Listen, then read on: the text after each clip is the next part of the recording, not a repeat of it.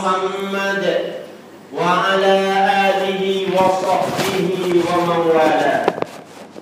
أما بعد فيا عباد الله اتقوا الله حق تقاته ولا تموتن إلا وأنتم مسلمون وخذوا بكل مبادئ الدين وتعاليمه. Ikhwani fillah, kaum muslimin yang dirahmati oleh Allah sekalian, marilah kita sama-sama memperkukuhkan, menguatkan lagi takwa kita kepada Allah Subhanahu wa taala.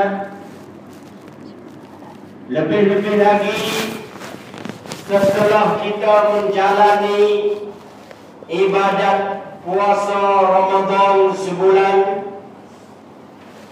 kerana salah satu kelebihan puasa Ramadan ialah Ramadan itu dapat membinakan manusia supaya menimbulkan ketakwaan kepada Allah. Maka di antara tanda-tanda takwa ialah seseorang itu berpegang teguh dengan ajaran-ajaran agamanya dan mengamalkan segala syariat-syariatnya sesuai dan munasabah dengan perginya Ramadan. Khutbah kita pada hari ini ingin menarik perhatian saudara mengenai persoalan apakah Ramadan yang baru sahaja menjadi tetamu kita benar-benar memberi kesan yang baik kepada kehidupan kita. Untuk itu, marilah kita menghayati khutbah pada hari ini bertajuknya Ramadan mencahayakan hidup kita dengan sebab berkatnya amalan-amalan Ramadan al-Mubarak. Sidang Jumaat yang dirahmati oleh Allah sekalian, Allah Subhanahu wa taala tidak mensyariatkan satu-satu ibadat kepada hamba-Nya dengan tidak ada sebarang tujuan ataupun hikmah. Sebagaimana contoh, solat 5 waktu adalah sebagai tiang agama, dan untuk melahirkan, menimbulkan kelakuan manusia yang tunduk dan patuh kepada ajaran Allah Subhanahu wa taala. Zakat pula bertujuan membersihkan jiwa manusia daripada sifat yang mementingkan diri sendiri. Dengan terjaganya sifat-sifat ini, seorang itu lebih bersifat pemurah, simpati dan merendahkan diri. Dengan ini seseorang itu lebih mendekati kepada Allah dengan mentaati segala perintah Allah dan mengharapnya dalam hidup adalah keredaan Allah Subhanahu wa taala. Ya, demikian juga ibadat puasa, terutama puasa fardu Ramadan. Bijak pandai Islam mengibaratkan Ramadan dan puasa itu sebagai satu sekolah, satu madrasah, kerana Ramadan mengajarkan dan mendidikkan umatnya dengan berbagai-bagai pengajaran dan hikmah. Sesungguhnya Allah tidak mensyariatkan puasa Ramadan semata-mata untuk seseorang itu menjaga makan, minum dan hubungan suami isteri semasa berpuasa, Tetapi lebih daripada itu, dengan itu Nabi SAW menegaskan dalam hadis yang berbunyinya, "Man lam yada' qawla zur wal 'amala bih, falaysa lillahi hajatan fi an yada'a ta'amahu wa syarabahu." Rawahu Bukhari. Yang bermaksudnya, sesiapa yang tidak meninggalkan kata-kata dan amalan-amalan yang jahat dan keji di dalam bulan puasa, maka Allah tidak berhajat lagi dan tidak memerlukan lagi supaya dia tinggalkan makan dan minum. Itulah disebutkan daripada hadis Bukhari. Sidang jemaat yang dirahmati oleh Allah sekalian, amalan puasa di bulan Ramadan mengajarkan kita berpuasa seluruh anggota kita. Mata kita, telinga kita, mulut kita, tangan dan kaki kita dilarang supaya melihat perkara-perkara yang haram. Telinga dilarang daripada mendengar perkara yang haram. Mulut pula dilarang daripada perkata-perkata yang haram. Tangan dilarang daripada mengambil benda-benda yang haram. Dan kaki pula dilarang supaya pergi ke tempat dan ke situ dan ke sini di tempat yang haram. Oleh itu, teruskanlah amalan-amalan yang mulia ini dan pertingkatkanlah dari masa ke semasa, setiap masa. Semoga hari ini lebih baik dari hari kemarin, dan hari akan datang lebih baik dari hari ini. Sekiranya ini dapat kita amalkan atau kita kerjakan di dalam hidup kita, insya-Allah seolah-olah pergaulan yang diakibatkan daripada angkara mata, telinga, tangan dan kaki akan mendapat dihapuskan sedikit demi sedikit. Dan pada suatu hari nanti akan wujudnya, akan timbulnya masyarakat yang aman dan makmur ke arah menjadi kampung halaman dan negeri sebagaimana disebutkan Allah Subhanahu wa taala, baldatun thayyibatun wa rabbun ghafur. Negeri yang aman makmur, kampung halaman yang selamat dan dapat keampunan daripada Allah Subhanahu wa taala.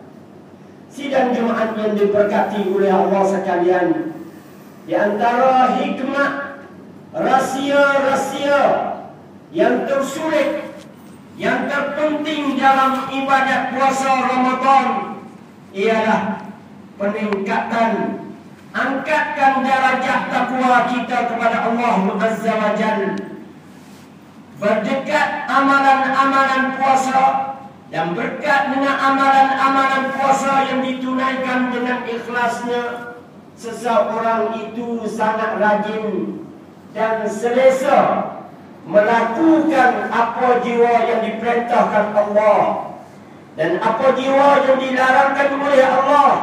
Dia sentiasa menjauhi dirinya. Persoalannya, setelah berpuasa sebulan, adakah sifat-sifat takwa benar-benar mencahayakan kehidupan kita hari-hari? Selepas daripada itu, kita sepatutnya lebih mencintai kepada Allah, di samping bertambah takut melanggar segala larangan Allah Subhanahu wa taala. Kita sepatutnya lebih bijak mengatur kehidupan berdasarkan petunjuk Al-Quran dan Sunnah Rasulullah SAW. Kita hendaklah lebih reda menerima takdir Allah dan sudah pasti sentiasa menyediakan segala bekalan-bekalan yang sebaik-baiknya dan sebanyak-banyaknya mungkin bagi mengharungi pembahteraan selepas daripada matinya. Kerana dengan bekalan amalan soleh itulah akan membekali kita, membawanya segala amalan yang soleh itu bersama dengan kita ke dalam kubur, terusnya kepada hari akhirat kelak. Sidang Jumaat yang dikasihi oleh Allah sekalian, di antara hasilnya puasa yang kita selalu lakukan sebulan itu dapat menyinari, dapat mencahayai kehidupan-kehidupan kita. Bukanlah Ramadan telah tinggalkan kita, maka puasa tidak ada dengan kita. Segala kecakam ataupun aktiviti amalan-amalan Ramadan, selepas daripada Ramadan kita dapat kerjakan seperti Ramadan. Seperti qiyamut tarawih, semaya tarawih ada di bulan Ramadan, tetapi kita gantikan tarawih dengan salat tahajud, maka qiyamul lail kita masih berada sama kita. Halaqat Al-Quran, kita selalu berada dalam halaqah Al-Quran, membaca Al-Quran, mendengarnya Al-Quran. Selepas Ramadan juga kita adakan sentiasa hidupkan amalan halaqah Al-Quran itu, membaca Al-Quran bersama dengan kita. Demikian juga puasa Ramadan telah pergi dan tinggal kita, maka puasa juga masih bersama dengan kita. Seperti sunnahnya puasa sunat hari Isnin dan hari Khamis, ataupun 3 hari sebulan sekurang-kurangnya, sebagaimana Rasulullah SAW berwasiat, berpesan kepada Abu Bakar, wahai Abu Bakar, kamu hendaklah hati-hati amalan yang baik. 3 perkara yang aku ingin pesan kepada kamu, hendaklah kamu jangan lupa, jangan tinggalkan amalan-amalan ini. Satunya solat duha, 2 rakaat ataupun 4 rakaat setiap hari. Yang keduanya solat witir, jangan lupa dan jangan tinggalkan. Sembahyangkanlah 3 rakaat atau 5 rakaat. Dan yang 3 hari berpuasa dalam sebulan.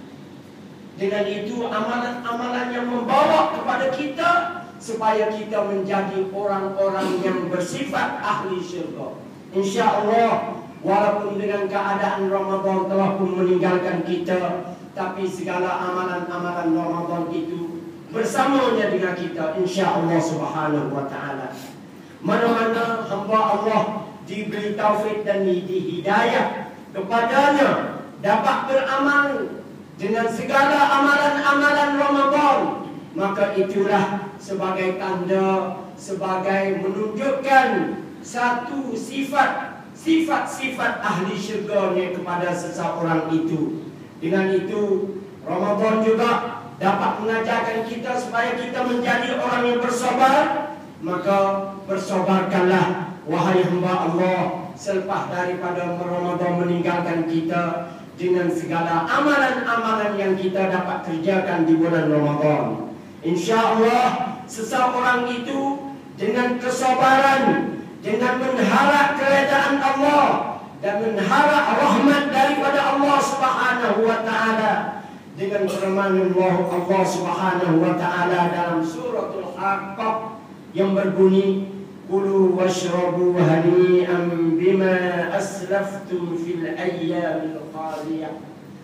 Maksudnya Tuhan berkata kepada orang-orang yang beriman di dalam syurga nanti, masing-masing dipersilakan menikmatinya dengan dikatakan, makanlah wahai kamu orang-orang yang beriman, dan minumlah kamu makanan dan minuman sebagai nikmat yang lazat dan baik kesudahannya, dengan sebab amalan-amalan soleh yang kamu telah kerjakan di masa di dunia dahulu.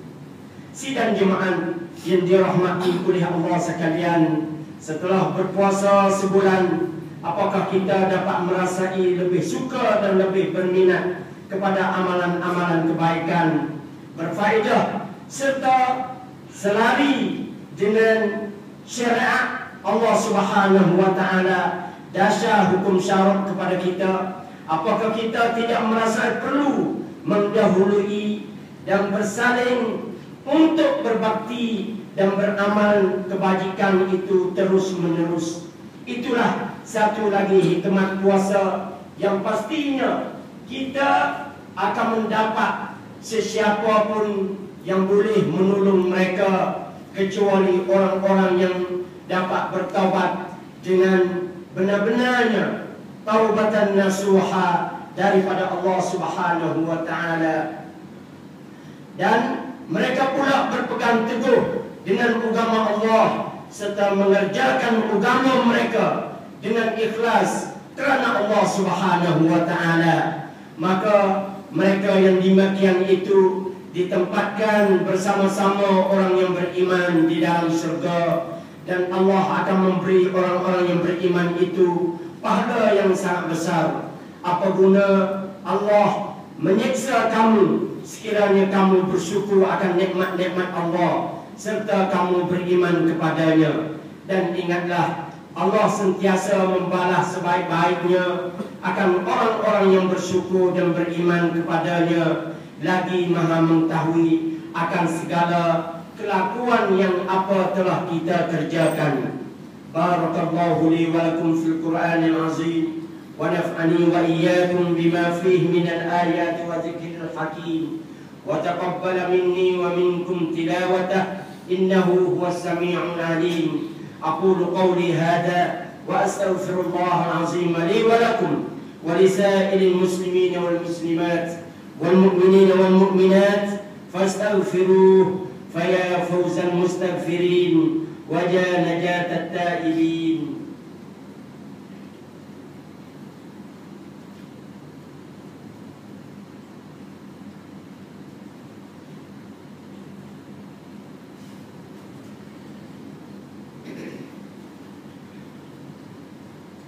Alhamdulillah, alhamdulillah hamdan katsiran kama amar.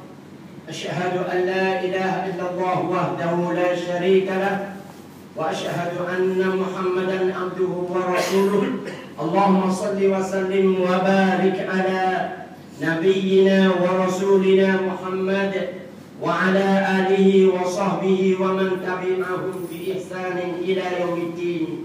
أما بعد فيا أيها الذين آمنوا اتقوا الله حق تقاته واعلموا أن الله مع المتقين.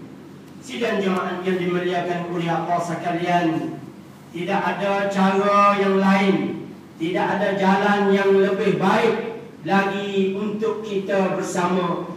Sama-samalah kita mengikut dan kita menuju ke alam kebahagiaan hidup kita di dunia dan di hari akhirat kelak, selain daripada kita mengikut ajaran Allah yang telah dibawakan oleh Nabi kita Muhammad sallallahu alaihi wasallam. Itulah jalan yang betul dan yang lurus, jalan yang diperintahkan oleh Allah Subhanahu wa taala kepada kita, supaya kita sekalian mengikutinya dan turut di atas jalannya. Firman Allah Subhanahu wa taala, wa anna hadza sirati mustaqiman fattabi'uh, yang bermaksudnya dan bahwasanya ini ialah jalanku, kata Nabi, yang lurus, maka hendaklah kamu ikutinya. Oleh itu, marilah sama-sama kita memperbanyakkan syukur kepada Allah Subhanahu wa taala di atas hidayah Allah Subhanahu wa taala kepada kita, dan sentiasalah kita kasih kepada junjungan Nabi kita Muhammad sallallahu alaihi wasallam dengan kita membanyakkan berselawat ke atasnya. Innallaha wa malaikatahu yusholluna 'alan nabiy ya ayyuhalladzina amanu shallu 'alaihi wa sallimu taslima. Allahumma shalli wa sallim ala sayyidina Muhammad وعلى آله وأصحابه. اللهم اغفر للمسلمين والمسلمات والمؤمنين والمؤمنات الأحياء منهم وأموات. اللهم أعز الإسلام والمسلمين وأذل الشرك والمشركين ودمر أعداءك أعداء الدين من الكافرين والمنافقين وأعل كلمتك إلى يوم الدين. ربنا آتنا في الدنيا حسنة وفي الآخرة حسنة وقنا عذاب النار. عباد الله، إن الله يأمر بالعدل والإحسان وإيتاء ذي القربى وينهى عن الفحشاء والمنكر والبغي يعظكم لعلكم تذكرون. فاذكروا الله العظيم يذكركم واشكروه على نعمه يزدكم واسألوه من فضله يؤتكم ولذكر الله أكبر والله يعلم ما تصنعون.